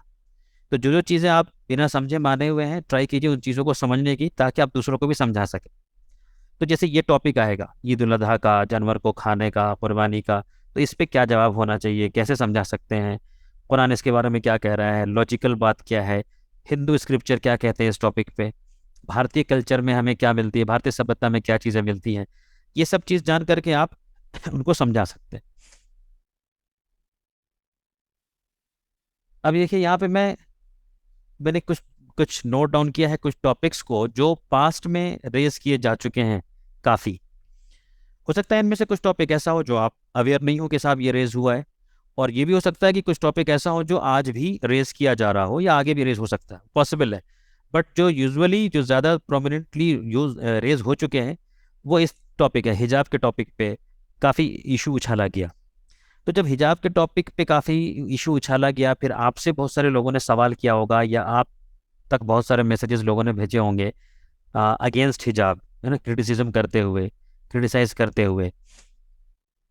तो उसमें आपने क्या किया, मतलब कि उन क्या आपने हिजाब के टॉपिक को खुद से समझने की कोशिश की, समझा आपने, जाना कि ये टॉपिक है क्या, समझा कि इसके बारे में कुरान क्या कहता है, समझा कि इसके बारे में हम कैसे समझा सकते हैं लॉजिकल वे में, कितनी मेहनत की, ये आप खुद अपना इंट्रोस्पेक्शन कीजिए। लेकिन क्या ये बेहतर नहीं होता कि आप इस टॉपिक पे पहले से खुद से ही जानकारी लिए रहते, पहले से मेहनत करते, पहले से तैयारी किए रहते, तो और आसान हो जाता आपके लिए दूसरों को समझाना। जिहाद के ताल्लुक से जब इश्यूज रेज किए गए कि साहब इन आयतों को बैन किया जाए, इन आयतों को हटाया जाए, आई थिंक 1 साल पहले की बात है जब काफ़ी हंगामा किया गया इसके ऊपर। तब हो सकता है आपने उन टॉपिक्स, उन आयतों को देखा होगा, उस आयतों में क्या बात कही गई है, बहुत सारी चीज़ आपको भी शायद समझ में नहीं आई होगी। लेकिन क्या बेहतर होता अगर आप इससे पहले ही तैयारी कर चुके होते, जान चुके होते कि कुरान इस टॉपिक पे क्या कहता है, क्या हिकमत है, क्या सिचुएशन है, क्या कंडीशन है, कैसे लोग मिस इंटरप्रेट करते हैं, कैसे लोग मिस कोट करते हैं। तो फिर क्या होता आपके लिए जवाब देना अच्छा हो जाता है। उसी तरह हलाला का टॉपिक, कहीं पे न्यूज़ आ गया कि साहब ये हलाला हो रहा है, मुसलमान फला साहब ने हलाला के लिए ये क्राइम किया, अब आपको कुछ समझ में नहीं आया कि ये हलाला टॉपिक है क्या, अब जाके आपने लास्ट मोमेंट पे खोजना शुरू किया इधर उधर से। तो ये बेहतर होता अगर हम लोग पहले से मेहनत करते, पहले से जानकारी लिए रहते, है ना, पहले से उस मौजू के ऊपर फाइंड आउट किए रहते, थोड़ा टाइम दिए होते, और उसके बाद एक जानकारी इकट्ठा करके फिर हम हैंडी रेडीमेड जो है आंसर्स भी रखते, ताकि अगर कोई सवाल करने वाला सवाल करे तो हम उसको जवाब भी दे सके। अब ये जो हज़रत आयशा आया तो एकदम से हंगामा मच गया, चारों तरफ लोग जो है ये जो हज़रत आयशा के ताल्लुक से सवाल करने लग गए, बहुत तरह के आर्टिकल्स वगैरह वगैरह दिखने लग गए। लेकिन अगर आपने पहले ही इसके ऊपर टाइम दिया होता तो शायद आपका टाइम जो है अभी बच गया होता। यानी इस इशू होने के बाद बहुत सारे मसाजिद में जो है बयान आने लगे फिर इमामों के इस टॉपिक के ऊपर, और बहुत सारे लोगों ने कहना शुरू कर दिया कि हाँ भाई वो 7 साल उम्र नहीं थी, 17 साल थी। हालांकि पहले नहीं कहते थे वो लोग, लेकिन अब कहने लग गए। तो क्या बेहतर होता अगर आपने पहले ही रिसर्च किया होता, फाइंड आउट किया होता, और अगर आप कन्विंस थे कि 17 थी तो वो आप पहले ही लोगों को एजुकेट कर चुके होते, मुसलमानों को, है ना। उसी तरह ये टॉपिक्स भी, पॉपुलेशन, बर्थ कंट्रोल, कि मुसलमानों के यहाँ बर्थ कंट्रोल नहीं है, इनकी पॉपुलेशन ज़्यादा है, ये सब इशू काफ़ी रेज किया जा चुका। रिसेंट में मुगल मुस्लिम किंग्स हिस्ट्री में क्या हुआ, यहाँ कौन कौन आए थे, उसके ताल्लुक से खूब इशू रेज किया गया। नॉन वेज, ईद उल अजहा, ये चलता रहता है, और करीब है तो फिर वो भी रेज किया जाएगा। फ्लैट अर्थ, की अर्थ फ्लैट है, कुरान ऐसी बात बतलाता है। तो इस तरह के टॉपिक्स रेज किए जा चुके पास्ट में। आप कितना तैयार थे आप खुद जानते हैं, आपने इन टॉपिक्स के आने के बाद क्या तैयारी की ये भी आप खुद जानते हैं। अब आप कितने ज़्यादा अवेयर हैं, तैयार हैं कि आप आ, कितना वो करेंगे वो भी आप खुद जानते हैं कि क्या तैयारी करेंगे। अब देखिए ये कुछ टॉपिक्स है जो फ्यूचर में आ सकते हैं कि मतलब कि कोई भी कहीं से भी रेज कर सकता है। आज के डेट में आप जानते हैं कि एक छोटी सी खबर आती है, कोई छोटा सा टॉपिक उठता है, और वो फिर कुछ दिन के अंदर पूरे इंडिया के अंदर जो है मीडिया और सोशल मीडिया के ज़रिए, यानी कि वो चारों तरफ फैला दिया जाता है, और झूठ हो या इल्ज़ाम हो वो और ज़्यादा तेज़ी से फैला दिया जाता है। अब ये कहाँ से शुरू होती है हमें नहीं मालूम, मतलब अचानक से कोई भी टॉपिक कभी भी शुरू हो सकता है। तो टॉपिक्स तो बहुत सारे हैं, ज़रूरी नहीं है कि ये टॉपिक आ जाए, मैं तो बस एक अंदाज़ा लगा रहा हूँ एक मैं स्पेकुलेट कर रहा हूँ कि भाई कुछ भी टॉपिक रेज किया जा सकता है ना। आप सोचिए ना कि ये सब आपने सोचा नहीं था कि इस तरह के टॉपिक्स रेज किए जाएंगे, लेकिन वो रेज हुए, बड़ा हंगामा किया गया इसके ऊपर, चारों तरफ जो है इशू बनाया गया। तो कल को ये टॉपिक अगर आ जाए तो आप इसके लिए कितना तैयार हैं, कितना आप इसके ऊपर एक अंडरस्टैंडिंग रखे हुए हैं, कितना आप इसके ऊपर कोई कंटेंट खुद से बनाए हुए हैं, या कोई अगर कंटेंट बना हुआ है कहीं और से तो आप कितना उसको याद रखे हुए हैं कि मुझसे कोई सवाल पूछे तो मैं ये लिंक उसको भेज दूँ। ये इसका आप जो है खुद ही इंट्रोस्पेक्शन कीजिए इसको लेके। सवाल ये आ सकता है कल को कि भाई कुरान जो है वो गैर मुस्लिमों के साथ दोस्ती करने से मना करता है, तो कुरान ऐसी किताब है जो कहता है कि अपने धर्म के अलावा दूसरे धर्म के लोगों से दोस्ती ही मत करो। तो देखिए कुरान कितनी बेकार किताब है। ये इल्ज़ाम आएगा, आप क्या जवाब देंगे? आपको मालूम है? अगर मालूम है तो बहुत अच्छी बात है, नहीं मालूम है तो इसके ऊपर तैयारी कर लीजिए, इसके ऊपर जानकारी ले लीजिए। आपके ऊपर सवाल आ जाएगा कि साहब ये मुसलमान कजिन से मैरिज करते हैं। देखिए ये सारे सवाल पहले भी आ चुके हैं, लेकिन मैं बात कर रहा हूँ वो टॉपिक जो पूरे पैन इंडिया बिल्कुल फैल जाएंगे मीडिया के जरिए, मैं उसकी बात कर रहा हूँ। ऐसा नहीं है कि ये क्वेश्चंस नहीं आए हैं, पहले आए हैं, लेकिन आजकल क्या होता है कि एक इशू बनता है वो पूरे इंडिया के अंदर फैल जाता है। तो मैरिज विद कजिन्स को लेकर सवाल आ जाएगा कि साहब इस्लाम में कजिन के साथ शादी की इजाज़त है। अब आप क्या जवाब देंगे? तो आप इसकी तैयारी कीजिए, आप डेटा देखिए, डेटा देखिए कि क्या मुसलमान कजिन से शादी करने का परसेंटेज कितना है, और हमारे हिंदू भाइयों के अंदर शादी करने का परसेंटेज कितना है अपने खुद मामू से, और अपने खुद कजिन से उसका परसेंटेज कितना है, वगैरह वगैरह, और ओवरऑल भी। आपके नज़दीक सवाल आ सकता है कि भाई कुरान ये कहता है कि अल्लाह जो है लोगों को गुमराह करता है, तो ये हंगामा हो सकता है कि भाई ये कैसी किताब को मानते हैं ये लोग, कैसे खुदा की इबादत करते हैं जो खुद गुमराह कर देता है लोगों को। तो जब लोगों को गुमराह कर दे रहा है तो फिर किसी को ब्लेम करने की ज़रूरत क्या है? आप अपने खुदा को ब्लेम करो। हैं आप तैयार इस तरह के इश्यूज़ के लिए? शिया सुन्नी का इशू बन सकता है कि साहब ये यजीद का इशू बन सकता है कि ये शिया सुन्नी में मुसलमानों में इतना ज़्यादा डिस्प्यूट है, ये यजीद का मसला है। तो फिर क्या किया जाएगा? फिर टीवी स्टूडियो में एक शिया को एक सुन्नी को बैठा दिया जाएगा और फिर लड़ाया जाएगा और फिर हंगामा कराया जाएगा, है ना। फिर why only Allah should be worshipped जो कवर कर चुका मैं अभी, ये आएगा कि साहब अजान में आप क्यों कहते हैं कि सिर्फ अल्लाह ही की इबादत होगी, है ना। अर्श ऑफ अल्लाह, इसको भी इशू बना सकते हैं कि साहब आप कुरान में ये कहते हैं कि अल्लाह पाक एक अर्श के ऊपर बैठा हुआ है, वो अर्श कैसा है, फिर वो हंसी मजाक उड़ा सकते हैं फिर, है ना। आपकी चीज़ों का हंसी मजाक उड़ा सकता है कि वो अर्श कैसा है, कितना बड़ा है, क्या साइज़ है। आप क्या जवाब देंगे इसका? आइडल वर्शिप के खिलाफ क्यों है मुसलमान? क्यों मुसलमान मूर्ति पूजा को गलत मानते हैं? क्यों मुसलमान इतना बड़ा पाप समझते हैं? है आपके पास जवाब? तैयारी कर लीजिए। मकर ऑफ अल्लाह, कि अल्लाह मकर करता है, जिसका तर्जुमा आमतौर पे होता है कि अल्लाह डिसीव्स, यानी धोखा देता है। कहेंगे आप ऐसे खुदा की बात करते हैं जो धोखा देता है? खुदा धोखा देगा तो इंसान तो और ज़्यादा धोखा देगा। तो कैसी किताब है कुरान? ये इशू आ जाएगा, आप हैं तैयार इसके लिए? काफिर का इशू आ जाएगा कि सब कुरान काफिर की बात करता है, क्या इस्लाम ये सिखाता है कि काफिरों को मारो? तो इसका जवाब आपके पास रहेगा कि वो कैसे गलत बता रहे हैं, वो कैसे गलत समझ रहे हैं। कैपिटल पनिशमेंट फॉर अपोस्टेसी, ये इशू बन सकता है कि साहब जो भी इस्लाम धर्म छोड़ना चाहता है तो आपके यहाँ कहा जाता है कि उसको मौत की सज़ा मिलेगी। तो ये कैसा फ्रीडम है आपके धर्म में? ये कैसा फ्रीडम है आपके धर्म में कि साहब धर्म को मानना है तो मानो और नहीं मानोगे तो गर्दन कटाओगे। आपसे ये सवाल आ सकता है कि भाई ये जो आपके यहाँ तलाक का प्रोसीजर है, तलाक को जो डिटेल से आप लोग बताते हैं कि ऐसे ऐसे देना चाहिए, इसका फ़ायदा क्या है, इसका बेनिफिट क्या है? फिर औरतों से मुताल्लिक सवाल आ सकता है आपके नज़दीक कि आप कहते हैं कि साहब औरतों को बिना महरम के बाहर नहीं जाना चाहिए। तो ये कैसा धर्म है आपका कि आज के ज़माने में भी औरतों को जो है इतना ज़्यादा दबा के रख रहे हैं? तो ये कुछ टॉपिक्स हैं जो मैं कह रहा हूँ कि अगर आ गए फ्यूचर में तो इसके लिए आप कितने ज़्यादा तैयार हैं, क्योंकि आप देख रहे हैं कि फ्रीक्वेंसी कितनी ज़्यादा तेज़ है। अब कितनी तेज़ी से लोग जो हैं बुराई को, यानी कि इस्लाम के खिलाफ चीज़ों को लाके और बुरा बना करके जितनी तेज़ी से दिखा रहे हैं, तो उसमें आपकी तैयारी कैसी है, या आप इस पर गौर कीजिएगा। और ये जैसे मैंने पहले कहा कि ये सारे टॉपिक्स ऐसे हैं ऑलमोस्ट सभी जिसके ऊपर ऑलरेडी कंटेंट हम लोग के पास बना हुआ है, मौजूद है, या तो रिटेन की शक्ल में या वीडियो की शक्ल में। अब आपका काम सिर्फ इतना ही हो जाता है कि आप जो है इस चीज़ को देखें और आगे ले जाएं। अब ये टॉपिक्स जानने के बाद फिर कुछ और सेंसिटिव बातें हैं जो मैं चाहता हूँ आपके सामने रखूँ, ताकि आप पहले आगे के लिए तैयार रहें। देखिए एज ऑफ हज़रत आयशा जो है वो एक इम्पोर्टेंट टॉपिक था इस ताल्लुक़ से। हमारे यहाँ सेंसिटिव माना जाता था, हमारे यहाँ बड़ी सेंसिटिव बात ये मानी जाती थी कि किसी भी हदीस के ऊपर कोई भी आदमी अगर अगर सवाल करे तो उसको बहुत बुरी बात, बहुत बड़ा क्राइम समझा जाता था। हालांकि इस दुनिया में कोई भी ऐसा, एक भी आदमी ऐसा नहीं है जो किसी न किसी हदीस का इनकार नहीं करता है। पूरी दुनिया में एक भी मुसलमान ऐसा नहीं है जो किसी न किसी हदीस का इनकार करता है। अब मैं साबित कर दूंगा, दुनिया का हर मुसलमान कुछ ना कुछ हदीसों का इनकार करता ही करता है। ये हदीस के टॉपिक में मैं जाना नहीं चाह रहा हूँ, लेकिन मैं सिर्फ ये कह रहा हूँ कि अगर आप अभी केयरफुल नहीं हुए, अगर आपने अभी अपना होमवर्क नहीं किया, तो आगे जाके फिर और ज़्यादा परेशानी होगी। ये जो हज़रत आयशा एक टॉपिक था, हालांकि वहां पे हदीसों की ही दुनिया के जरिए ये भी लगता था कि 7 साल की उम्र, 6 साल की उम्र थी निकाह के वक्त, और ये भी लगता था कि साहब 17 से 18 साल की उम्र थी। दोनों तरह की बातें थी। तो अगर कोई लोग 6 साल नहीं मान रहे हैं तो इसका मतलब ये नहीं हुआ कि वो हदीसों का इनकार कर रहे हैं, वो एक हदीस को नहीं मान रहे लेकिन दूसरी हदीस को मान रहे हैं, जिस हदीस से ये साबित हो रहा है। और दूसरी बात कि इस हदीस में ये हुजूर पाक सल्लल्लाहु अलैहि वसल्लम का कौल नहीं था कोई कि वो 6 साल की थी। बहरहाल मैं ये डिटेल से बता चुका, जो मेरा सेशन था यूट्यूब के ऊपर ऑलरेडी है, जो हज़रत आयशा को लेके, उस पर डिटेल से मैंने उस टॉपिक को कवर किया है।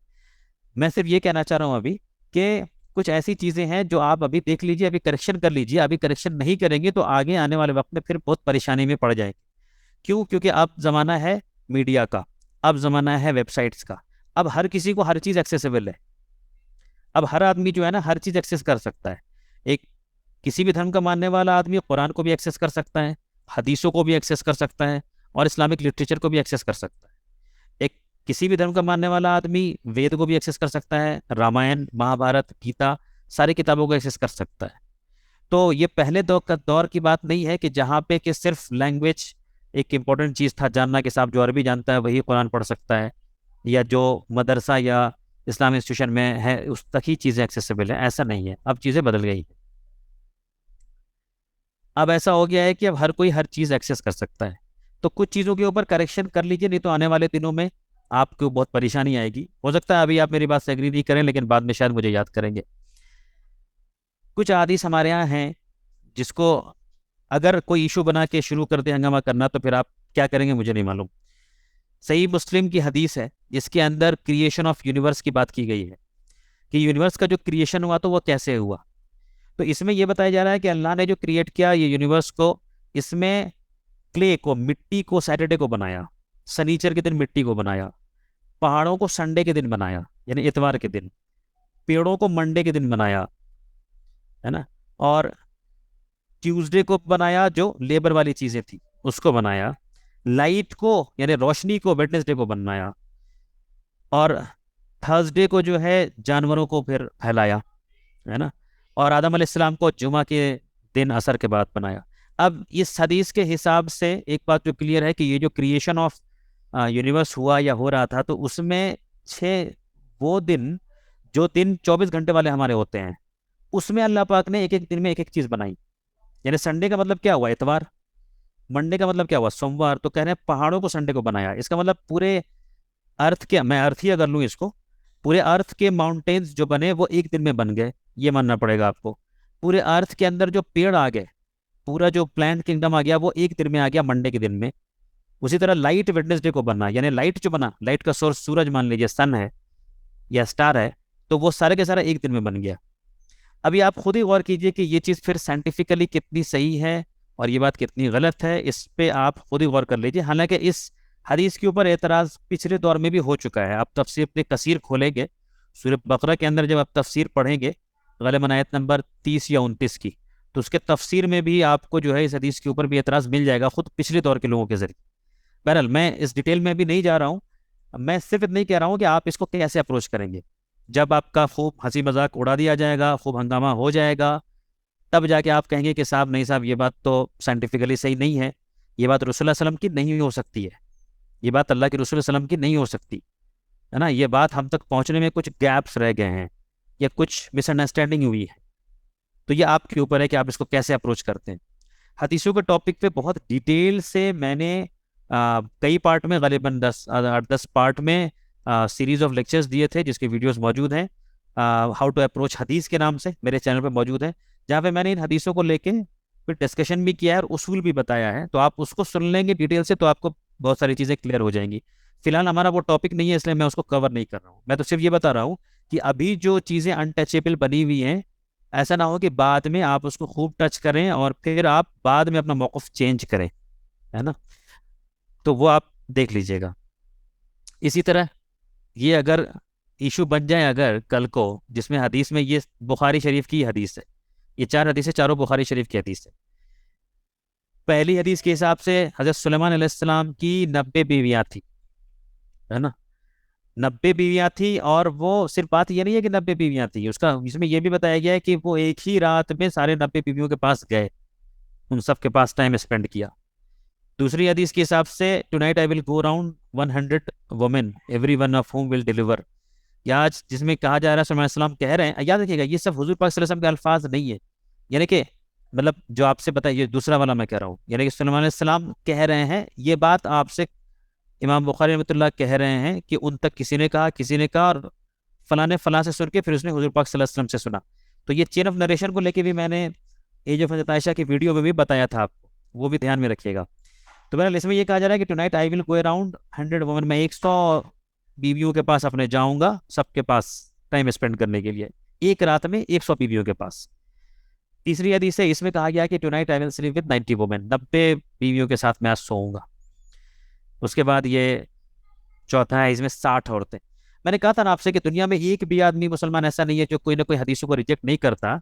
तो यहाँ पे जो 4 हदीस हैं, पहली बात तो ये है कि पहली हदीस के हिसाब से उनकी शायद 90 बीवियाँ थी, दूसरे हदीस के हिसाब से उनकी 100 बीवियाँ थी, तीसरी हदीस के हिसाब से उनकी 90, चौथी हदीस के हिसाब से उनकी 60 बीवियाँ थी। अब उनकी कितनी बीवियाँ थी, क्या थी, इस बहस में मैं नहीं पढ़ने जा रहा हूँ, सिर्फ ये बताना चाह रहा हूँ कि ये चीज़ कितनी पॉसिबल आपको लग रही है कि रात में, सिर्फ एक रात में। और ऐसा नहीं है कि अभी 24 घंटे का दिन होता है, तो सुलेमान अलैहिस्सलाम के टाइम में 200 घंटे का दिन होता था, उनके टाइम में भी 24 घंटे का दिन था। तो यह सिर्फ रात की बात हो रही है। रात का मतलब है 8 घंटा, 9 घंटा, 10 घंटा, 12 घंटा, 15 घंटा, जितना भी घंटा रहो, उसमें वो 90 या 100 बीवियों के पास गए और सो के उनके साथ आ गए। कल को ये इशू अगर उठेगा, हंगामा बनेगा, उसके बाद ना हो ऐसा हो कि आप फिर उसके बाद इनकार करना शुरू करेंगे, नहीं साहब ये चीज़ तो काबिल कबूल नहीं है, ये चीज़ हम तक पहुंची है लेकिन ये गलत पहुंची होगी, ये कुरान तो है नहीं है कि साहब एक एक लफ्ज़, एक एक हर्फ, एवरी लेटर इज़ फ्रॉम अल्लाह, ऐसा तो नहीं है, तो इसमें कुछ कमी हो सकती है। बहुत सारी चीज़ें आई थी रसूलुल्लाह सल्लल्लाहु अलैहि वसल्लम के नाम पे झूठी, पहले मशहूर हुई थी, जिनको मुहद्दिसीन ने रिजेक्ट कर दिया था, मुहद्दिसीन ने उनको हटा दिया था। अभी भी हमारे किताबों में कुछ ऐसी चीज़ें हैं जिनको हम अभी रिव्यू नहीं करना चाहते हैं, रिव्यू करेंगे ज़रूर, लेकिन जब दुनिया इसके ऊपर हंगामा करेगी तो देख लीजिए। और आखिरी बात इस हदीस के ताल्लुक से ये कि इस टॉपिक से आपको क्या रहनुमाई मिल रही है, क्या गाइडेंस मिल रहा है, वो मुझे बता दीजिएगा। इससे गाइडेंस क्या मिल रहा है कि वो 90 बीवियों के साथ सोए, या 100 के साथ सोए, या 60 के साथ सोए, इससे आपको क्या हिदायत मिल रहा है? तो ये अभी अनटचेबल है, फिर बाद में क्या होगा आई डोंट नो। तो इसी तरह और भी चीज़ें आ सकती हैं आपके ऊपर, फिर रेसिज्म का इल्ज़ाम लग सकता है कि साहब रेसिस्ट है मुसलमान, क्योंकि आप ये कह रहे हैं कि साहब यहूदियों को जो है वो चूहा बना दिया गया था, और फिर उसका कोई टेस्ट भी रखा गया था कि साहब वो कैसे क्या करता है नहीं करता है। ये भी बुखारी शरीफ की हदीस है। बाद में ना लोग रेस करें, उसके बाद आप देखें, उससे बेहतर है कि कबल उसके आप अभी देखें। आपसे ये सवाल आ सकता है कि भाई इसी बुखारी शरीफ की एक हदीस है जिसमें यह कहा गया है कि एक बार the people of Bani Israel use to take bath naked looking at each other. इसमें यह बताया जा रहा है कि बनी इसराइल के लोग नंगे नहाया करते थे, एक दूसरे की तरफ देखते हुए। The prophet Moses used to take a bath alone, Musa अलैहिस्सलाम अकेले नहाया करते थे। तो लोगों ने कहा कि भाई ये मूसा जो है ये अकेले क्यों नहाता है, जरूर इसके अंदर कोई ऐब है, कोई कमी है। So once Moses went out to take a bath, तो एक दिन जब मूसा अलैहिस्सलाम नहाने के लिए गए, and put his clothes over a stone, और उन्होंने अपने कपड़ों को एक पत्थर पे रखा, and then that stone ran away, तब वो पत्थर जो है वो उनके कपड़े को लेके भागा। कौन भागा? पत्थर। मोसेस फॉलोड दैट स्टोन, तो मूसा अलैहिस्सलाम उस पत्थर के पीछे पीछे भागे। मूसा अलैहिस्सलाम के कपड़े नहीं हैं, कपड़ा पत्थर लेके भागा, मूसा अलैहिस्सलाम उस पत्थर के पीछे पीछे भाग रहे हैं और कह रहे हैं माई क्लोथ सो स्टोन, मेरा कपड़ा है पत्थर। Till the people of Bani Israel saw him, और जो बनी इसराइल के लोगों का एक पर्पस था कि साहब मूसा अलैहिस्सलाम को नंगा देखें, उन्होंने देख लिया, और उन लोगों ने कहा कि भाई Allah Moses has got no defect, और वो लोग इत्मीनान हो गए कि भाई मूसा अलैहिस्सलाम के जिस्म में कोई खराबी नहीं है। उसके बाद मूसा अलैहिस्सलाम took his clothes and began to beat the stone, Musa अलैहिस्सलाम ने अपना कपड़ा ले लिया और पत्थर को मारना शुरू कर दिया।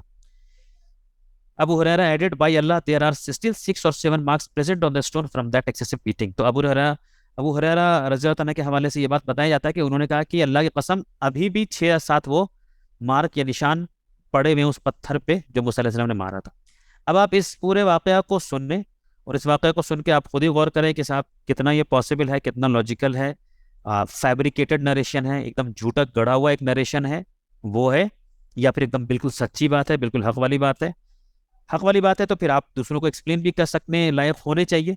आपसे अगर कल को मीडिया वाले या फिर इशू क्रिएट करने वाले जब ये सवाल करेंगे तो आप उनको फिर लॉजिकली समझाइएगा, अगर आप वाकई कन्विंस हैं इस बात पे कि ये बात बिल्कुल सही है।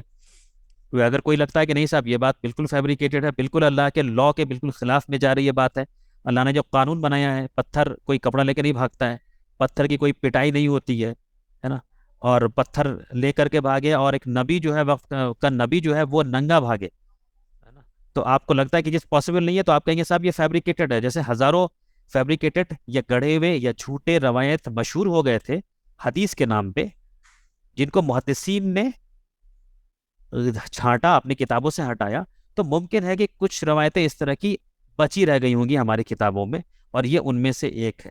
तो जो भी स्टैंड है आप उसका सोचिए, लेकिन मैं कह रहा हूँ कल कोई इशू बनेगा तो आप क्या करेंगे? आज आपके नज़दीक ये अनटचेबल है। उसी तरह और भी चीज़ें हैं जो मैं फिर स्किप कर रहा हूँ, खुद ही गौर कीजिए। एक वर्ड सुन लीजिए, during the pre Islamic period of ignorance, यानी यौम जahiliya के दौर में, यानी ये नरेटेड अमर बिन मैमुन, ये अमर बिन मैमुन के हवाले से है कि उन्होंने कहा कि हमने देखा था यौम जahiliya में, I saw a she monkey surrounded by A number of monkeys, मैंने एक बंदरिया को देखा जो बंदरों से घिरी हुई थी। They all were stoning it, वो सारे बंदर उसको पत्थर से मार रहे थे, संसार कर रहे थे, और इसका रीजन जो है इनको मालूम था।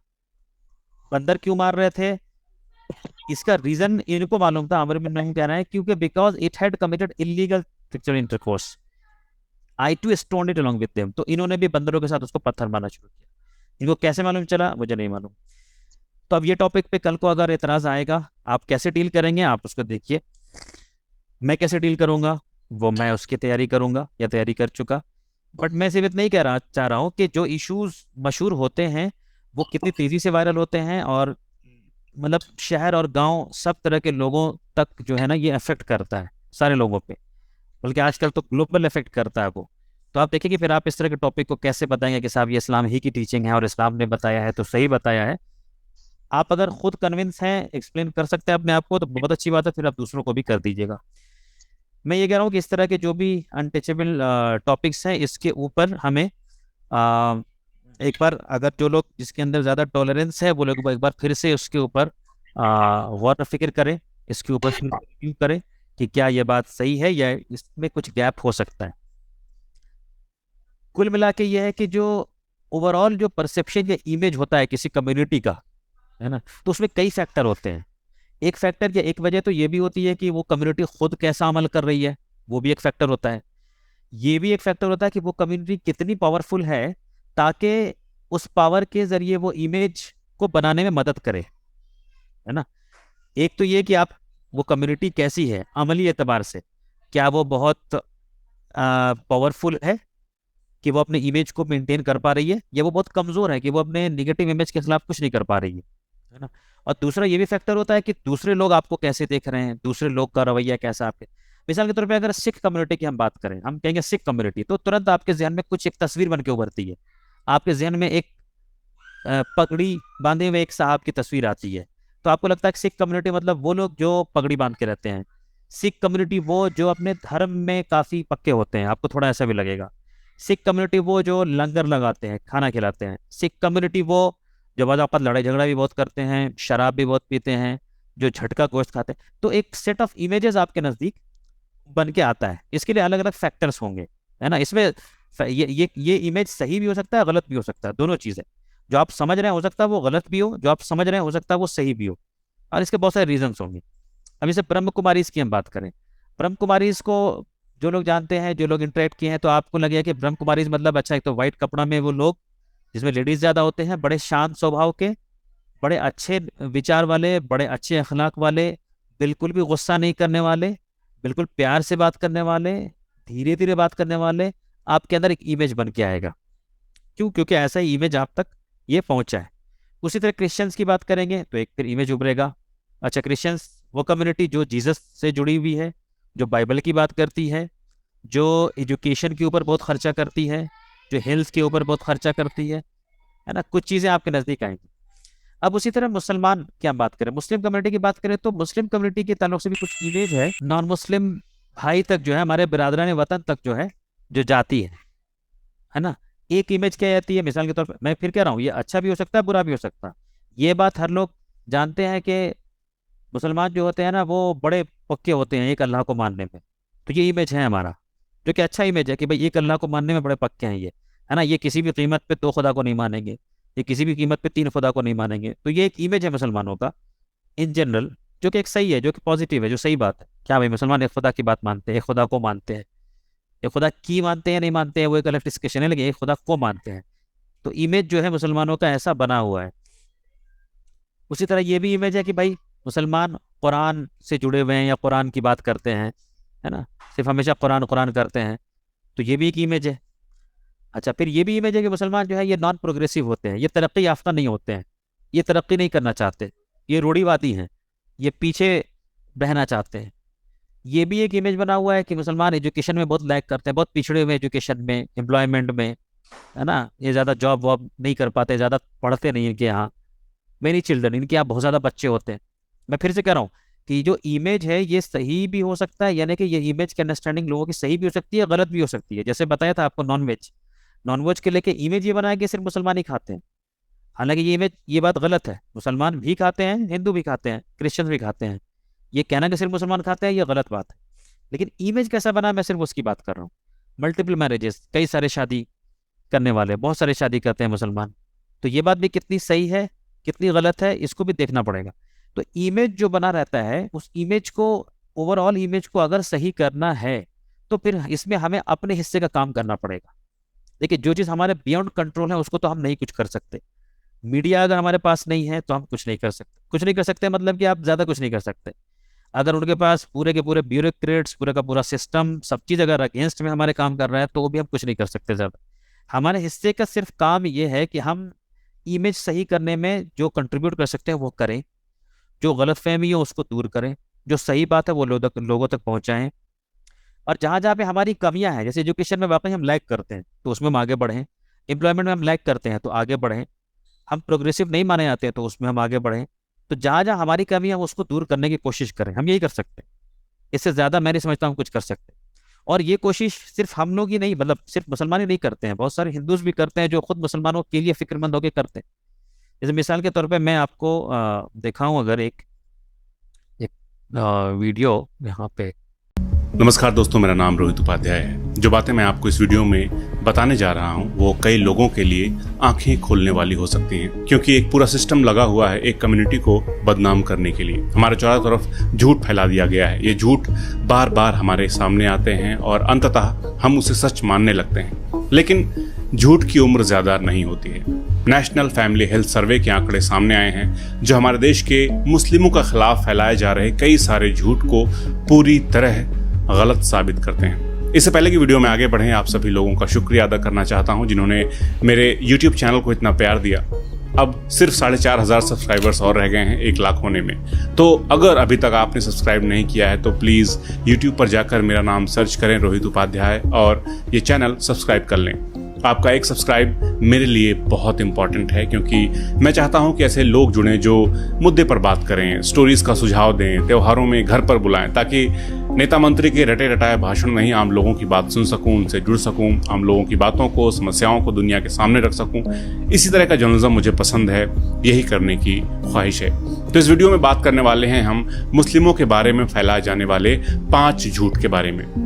नंबर 1, क्या मुस्लिम बहुत ज्यादा बच्चे पैदा करते हैं? एक दिन मुस्लिमों की आबादी हिंदुओं से ज्यादा हो जाएगी, हिंदू खतरे में हैं। ये झूठ बहुत पॉपुलर है। कमेंट में आकर कोई भी कह देता है कि हाँ, मैंने अपने गांव में भी देखा है कि एक शख्स के 12 बच्चे थे। मगर दोस्तों, अपवाद को नियम नहीं बनाया जाता। आपने अगर किसी मुस्लिम परिवार में 12 बच्चे देखे हैं तो इसका मतलब ये नहीं होता कि सभी मुस्लिम्स 12 बच्चे पैदा करते हैं, क्योंकि कई मुस्लिम दोस्तों को मैं भी जानता हूं जिन्होंने सिर्फ एक ही बच्चा पैदा करना ठीक समझा ताकि उसकी परवरिश सही से कर सकें। लेकिन मैं ये भी नहीं कह सकता कि सभी मुस्लिम एक ही बच्चे पैदा करते हैं, इसलिए अपने अनुभवों से हमें अनुमान नहीं लगाना चाहिए। कई लोग घर घर जाकर सर्वे करते हैं, डेटा इकट्ठा करते हैं, उसे पढ़ना चाहिए ताकि सही डेटा पता चल सके। नेशनल फैमिली हेल्थ सर्वे यही काम करता है। 2019 से 21 के आंकड़े बताते हैं कि मुस्लिम्स की फर्टिलिटी रेट यानी कि प्रजनन दर, यानी कि कौन कितने बच्चे पैदा कर रहा है, उसमें तेजी से गिरावट आई है। मुस्लिम ही नहीं, हिंदुओं की भी प्रजनन दर में कमी आई है, जो घटकर 1.9 के आसपास हो गई है, और मुस्लिमों में भी प्रजनन दर घटकर 2.3 पर आ गई है। अब फर्टिलिटी गैप 0.4% के आसपास रह गया। मतलब हिंदुओं से मुस्लिम्स की प्रजनन दर अभी 0.4% ही ज्यादा है, और अगर यही ट्रेंड बना रहा तो 20 साल में ये अंतर भी खत्म हो जाएगा। मतलब हिंदू की आबादी कोई किसी खतरे में नहीं है। कॉमन सेंस की बात है कि बेहतर लाइफस्टाइल की चाहत में सभी कम बच्चे पैदा करना चाहते हैं, इसलिए अगर अभी तक दिमाग में भर रखा हो कि मुस्लिम से ज्यादा बच्चे पैदा करते हैं तो प्लीज उसे निकाल दीजिए। दूसरा झूठ फैलाया जाता है कि अपने परिवार में ही शादी करने का चलन बहुत ज्यादा है मुस्लिमों में। ये तो मैं भी मानता था कि ये बात सही हो सकती है, मगर आंकड़े देखे तो हैरान रह गया। मुस्लिम समाज की 100 में से 15.8% शादियां ही ब्लड रिलेशन में होती हैं। 80% से ज्यादा शादियों में मियाँ बीवी का पहले से कोई रिश्ता नहीं होता है। तो अगर ये ब्लड रिलेशन में शादी वाले जोक अभी भी आपके दिमाग में हो तो बता दूं कि 10.1% हिंदू भी ब्लड रिलेशन में शादी करते हैं। उत्तर भारत में नहीं करते, लेकिन दक्षिण भारत में कई ऐसी हिंदू कम्युनिटीज हैं जो ब्लड रिलेशन में शादी करती हैं। 100 में से 14.5% बौद्ध भी ब्लड रिलेशन में शादी करते हैं। 11.9% ईसाई भी ब्लड रिलेशन में शादी करते हैं। तो ये वहम भी दिमाग से निकाल दीजिए। तीसरा झूठ बोला जाता है कि 15 साल की उम्र में ही मुस्लिम लड़कियों की शादी कर दी जाती है, क्योंकि मुस्लिम पर्सनल लॉ बोर्ड इसकी इजाजत देता है। मगर इस सर्वे में सामने आया है कि मुस्लिम लड़कियों की शादी औसतन 18 साल के बाद ही होती है। एवरेज निकल कर आया है 18.7 साल। और हैरानी की बात यह है कि हिंदू लड़कियों की भी शादी की औसत उम्र 18.7 साल ही निकल कर आई है, मतलब दोनों बराबर। सबसे लेट शादी करते हैं जैन, जिनकी औसत उम्र निकल कर आई है 22.7 साल। तो नहीं, सभी मुस्लिम लड़कियों की शादी 15 साल में नहीं कर दी जाती है। चौथा झूठ निकल कर आया है महिलाओं की शिक्षा को लेकर। कहा जाता है कि मुस्लिम महिलाओं को पढ़ने से रोका जाता है, लेकिन नेशनल फैमिली हेल्थ सर्वे का डेटा कहता है कि मुस्लिम समाज से आने वाली लड़कियां औसतन 4.3 साल बिताती हैं स्कूल में, और मुस्लिम लड़के 5.4 साल स्कूल में बिताते हैं। हिंदू समाज से आने वाली लड़कियां औसतन 4.9 साल बिताती हैं स्कूल में, और लड़के 7.5 साल। इस मामले में दोनों धर्मों के लोगों का रिकॉर्ड निहायत ही घटिया है। दोनों को बड़े पैमाने पर सुधार करने की जरूरत है। अपने बच्चों को अच्छे से शिक्षित कीजिए, उनको शिक्षा की जरूरत है। पांचवा झूठ है एक से ज्यादा बीवियां रखने की। मेरे वीडियोस के कमेंट बॉक्स में कई लोग लिख जाते हैं कि मुस्लिम 4 बीवियां रखते हैं। बीजेपी के नेता भी कह चुके हैं कि हिंदू सोचता है कि हम 2 हमारे 2, मगर मुस्लिम सोचते हैं कि हम 5 हमारे 25। मगर साल 2006 में हुए नेशनल फैमिली हेल्थ सर्वे से मिले आंकड़े बताते हैं कि 100 में से सिर्फ 2.5% मुस्लिमों की ही 1 से ज्यादा पत्नियां थीं, और 1.7% हिंदुओं की भी 1 से ज्यादा पत्नियां थीं। 2.1% क्रिश्चियंस की भी 1 से ज्यादा पत्नियां थीं। तो इस वीडियो के अंत में झूठ फैलाने वाले बंधुओं के लिए एक टास्क दे रहा हूं। अपने आसपास के 2 मुस्लिम्स ऐसे खोजें जिनकी 4 बीवियां हों। ना खोज पाएं तो ऐसे झूठ फैलाने से तौबा कर लें। अब सवाल यह है कि ऐसे झूठ फैलाए क्यों जाते हैं? तो सीधी सी बात है कि एक धर्म के लोगों को अपने धर्म से कमतर बताने की कोशिश होती है। झूठ फैलाकर नफरत भरी जाती है ताकि दोनों धर्मों के लोगों के बीच दूरियां बढ़ें, और फिर यही नेता जो संख्या में ज्यादा हो उसकी भावनाएं भड़काकर उसके पक्ष में हो जाएं, आसानी से चुनाव जीत जाएं। क्योंकि सभी को पता है कि बेरोजगारी, महंगाई, शिक्षा, स्वास्थ्य पर तो कोई इन्हें वोट देगा नहीं, तो बस हिंदू मुस्लिमों को लड़ाओ।